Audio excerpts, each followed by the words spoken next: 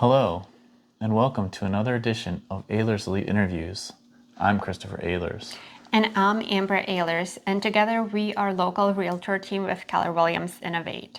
We are sponsors for parkbench.com, a site committed to promoting local businesses and keeping you informed about the events in your community.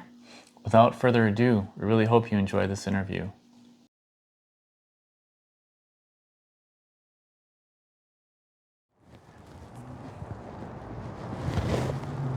Now today, we're going to be interviewing Gindo's hot sauce. Now the first time we went to Oswego Market, they had a booth there. We went and tried it, fell in love with this hot sauce. So really excited to learn about this. So come on, let's go.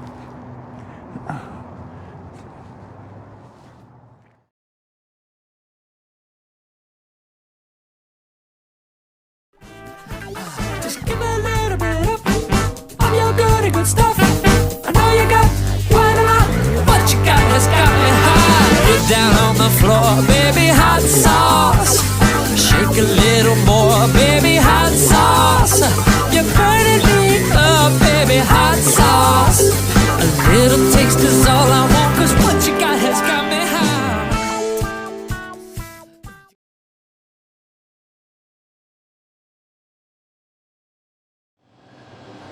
All right, well, welcome to another episode. I am here at Gindo's with Chris and Mary Ginder. Thank you guys for joining me today. Oh, thank you for having us. Behind us, we see just a taste, literally, of all of the hot sauces here. It's so impressive. Can you tell us a little bit about your story and how this company came to be? Well, Mary, I'm going to let you start. It started as an idea to make fresh pepper sauce using like farm fresh peppers that we found in our kitchen, sea salts, and that was it. We were making a sauce for a party. We were living in Los Angeles, and it came out so delicious that we started thinking there's no mainstream sauces that are using fresh peppers and sea salts and just super simple ingredients. I kept going to the store and looking and thinking there's got to be someone using like farm fresh ingredients and doing like a top shelf version of this product. Is there really only hot sauces that are meant to burn people? There's really nothing flavor driven. There's got to be something somewhere, and I couldn't find it. We really were at the time could not find a version of that, and so we just set out to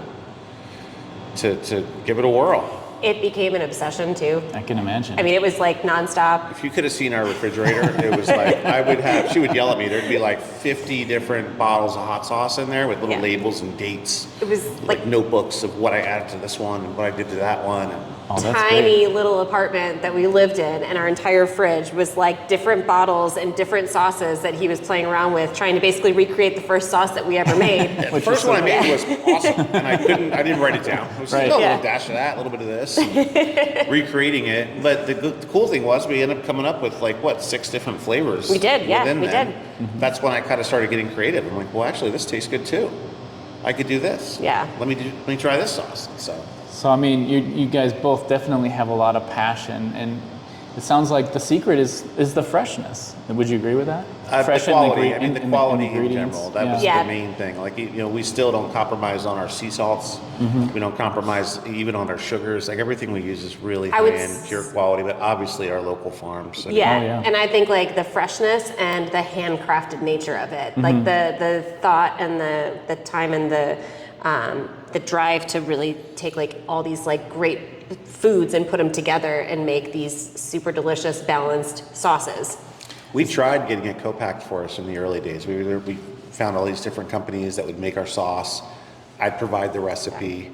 It would come back and it just didn't taste the same. It wasn't the same thing. It wasn't the same as if I made it in the kitchen. Mm-hmm. Yeah.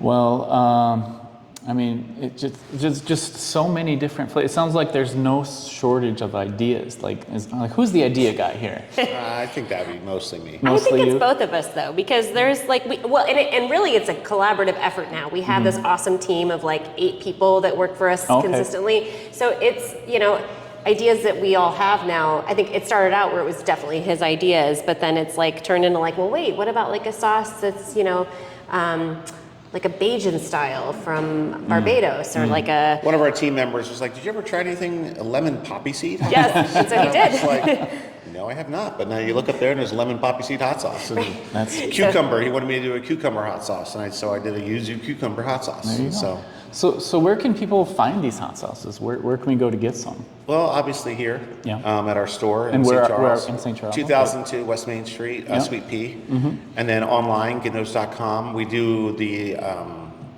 Oswego Farmers Market. Right. We try to do Every summer? as many markets as possible, and then different special events. Different stores too, like specialty stores like Sage's Meat Market, the Tea Tree in Batavia and Plainfield, Dean's. Hoofendick. Yeah, there's a lot of different areas. We actually have a great little locator on our website for if you're looking for any place in your area. Great idea. Yeah, really helps.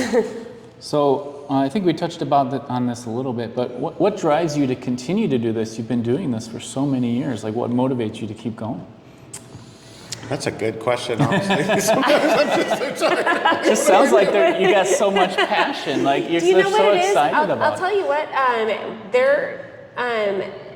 It's this idea of like creating great flavorful foods and continuing to do it in a handcrafted nature, and supporting local businesses like farmers that are out there, creating all these beautiful vegetables and garlic and local spice companies, and it's this drive to keep creating and bringing like different businesses together and doing collaborations and such. I don't think that there's really anybody else that's doing it quite at the level that we're doing it at this point. I think there's definitely people that are starting to probably, but he's just got such a knack for these flavors and for putting ingredients together. The idea being sort of in everyone's kitchen too, like the communal place in everyone's house. Like I'm sure that's where all your major decisions get made. It's where you guys come together, no matter how stressful your day is. You guys always sit around and have dinner. Yeah. Right. It's the one place, and to be part of people's life like that is really awesome. That is awesome, And then yeah. knowing that we can inspire creativity when people send us a text or an email and say, "Hey, I just created this awesome, potato skewer using your smoked garlic cilantro." It's an awesome feeling knowing you're part of that happiness. It's pretty cool. That is That pretty cool. is definitely something that's a big driver, is people saying like, oh, something really simple like, oh, I don't do hot sauce, but I love Gindos, So it's like that we're making like a difference in people's, their culinary life, and that they look forward to it. They get excited to see us. They get excited to try different flavors, and or maybe it's just the same sauce, like the original, over and over again. They're like, this is just the best thing. And so that's just like a driver in and of itself, wanting to keep giving that Our back to core people. value is to inspire creativity in the kitchen, and we tell each other that all the time, and we want to make sure our whole team knows that. And that's our whole thing, is just to inspire creativity. And dinner time is such a special time for any family, and now you guys kind of get to give Part that of it. gift. Yeah, Yeah. that's so cool. So what surprised you the most, starting this journey of this business together? Man. How long it takes. Yeah, no kidding, right? Young hot sauce makers will come up and they're always excited and they want this new sauce and they're going to start this business. And I Right. tell them right away, if you love it, you truly love it, then I highly recommend it. If you think you're going to make money at this, or you think it's some kind of Right. get rich quick scheme, it is not that. Right. Like they say it takes 10,000 hours to become an expert. We're somewhere around 40. And so, At least. at least about 40,000 hours. So I That's just a think, lot. as long as you love it, as long as you're really into it, and you're passionate about it, by all means, give it a whirl. It's really fun. What is something that the average person might not know about your business? Obviously, there's a lot of hot sauces. Is there anything else that you specialize in? Dry rubs or anything else besides hot sauce? We're starting to, now that we have this facility, we just launched our hot honey, our hot maple syrup. I'm working on a socolato. I don't even know if I'm pronouncing that correctly, but it's a Mayan chocolate drink. Oh, wow. That I've been researching for the last couple months that I'm working on. Dry rubs as well. Yeah. We've also got, we're going to be bringing back our Bloody Mary line. Michelada mixes. It's like a craft, concentrate essentially, and all you need is your tomato juice or your vodka or tequila, or if it's michelada, your beer. But I think that's one of the things, is like just having this facility now and being able to expand our offering, because it's been just hot sauce for so long. So to now be able to experiment and try other things and offer people, because there's just so much more going on in his head all the time. Yeah, and I had a tour of this facility. It's really cool.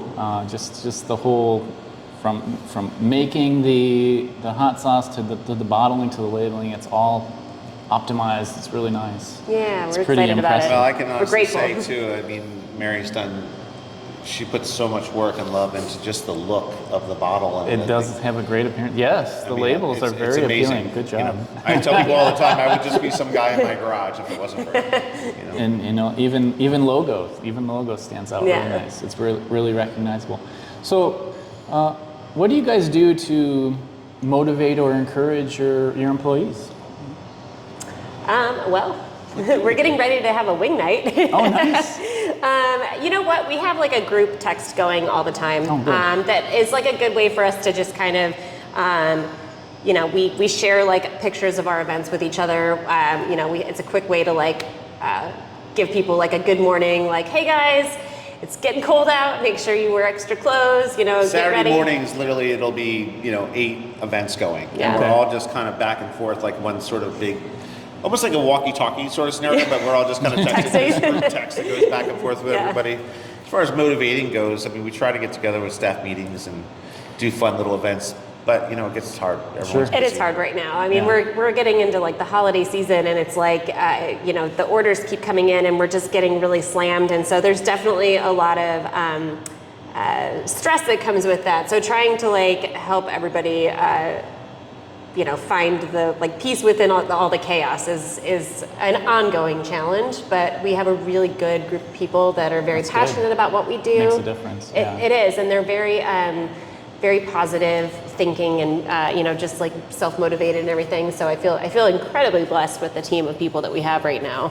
It's awesome.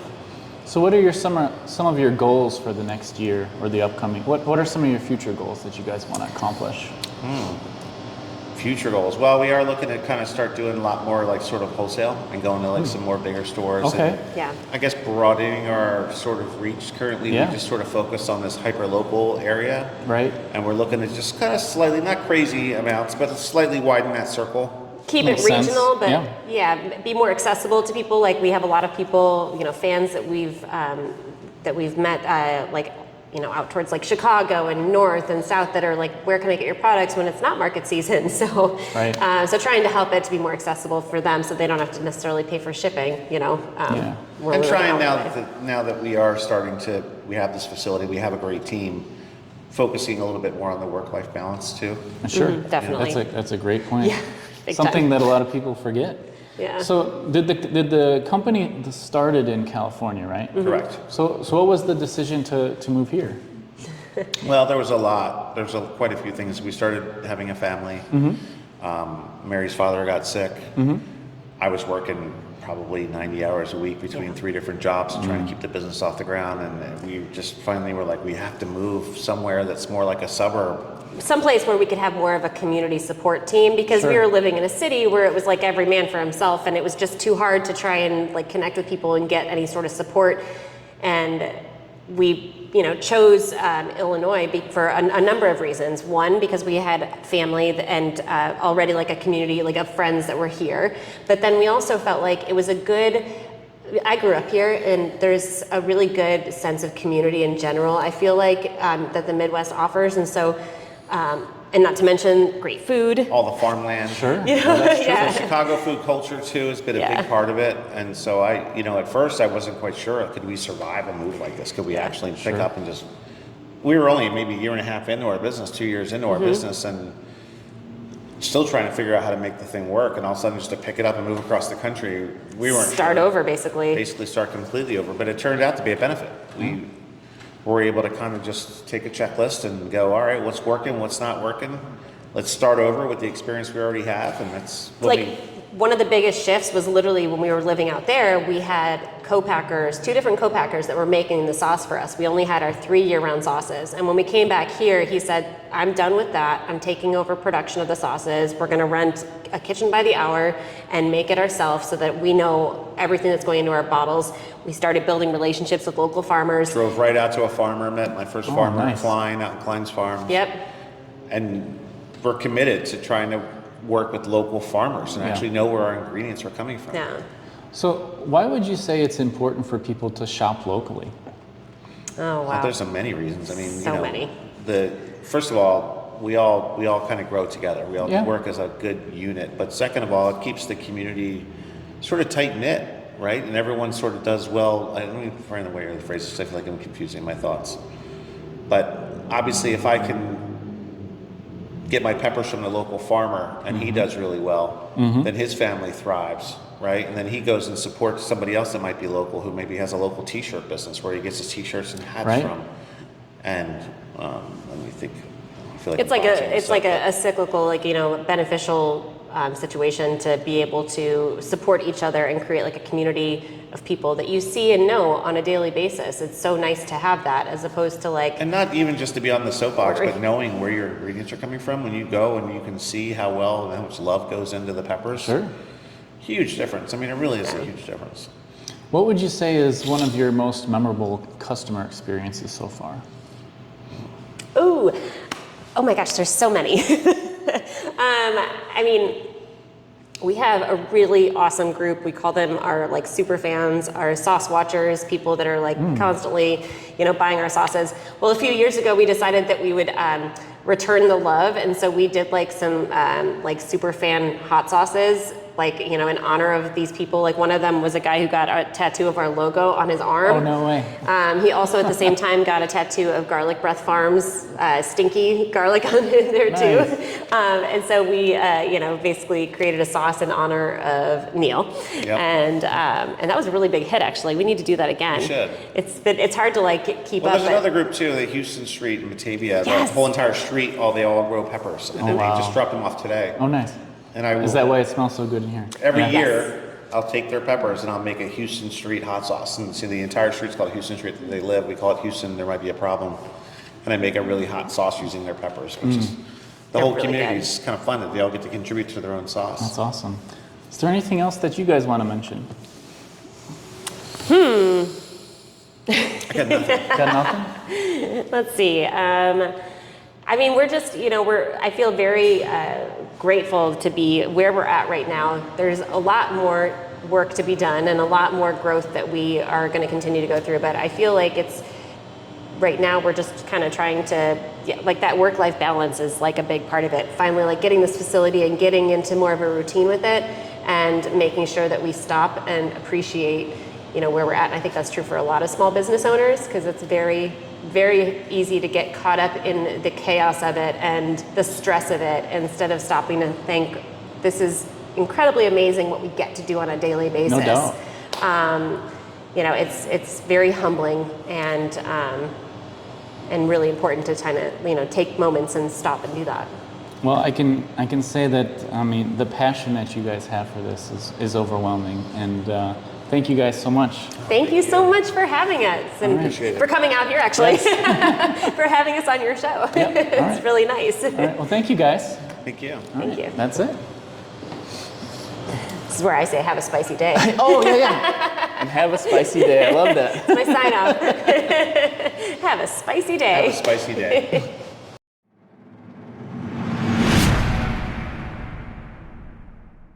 Thanks for watching.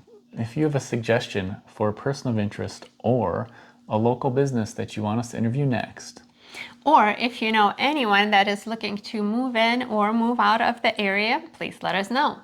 And remember, continue to support your local businesses.